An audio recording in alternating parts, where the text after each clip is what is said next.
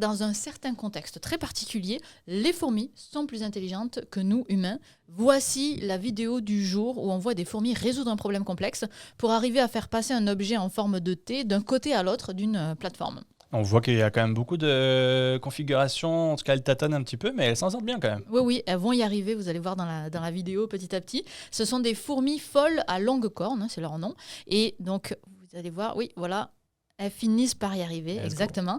Et on a comparé comment les humains se débrouillaient en comparaison des fourmis, justement. Le but étant d'évaluer l'effet d'intelligence collective et l'impact du groupe.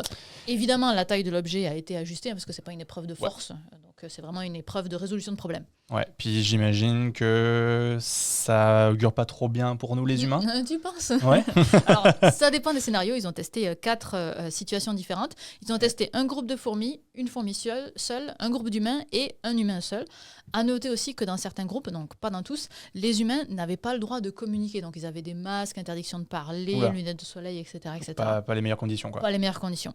Résultat, côté Ok. fourmis, les groupes étaient plus efficaces que les fourmis seules, ce qui démontre donc un avantage à être plusieurs dans la résolution de problèmes. Et les chercheurs parlent d'une éventuelle, et là je mets ça entre guillemets, mémoire collective pour éviter de refaire constamment les mêmes erreurs. Côté humain, ça semble être le contraire, ce qui ne me surprend pas tant que ça finalement. Les groupes étaient moins performants que les individus seuls parfois, voire que les fourmis, surtout lorsqu'ils ne pouvaient pas communiquer. Ils auraient donc tendance à tirer des conclusions hâtives, à adopter des solutions inefficaces, plutôt que de prendre le temps d'évaluer le problème. Eh ben,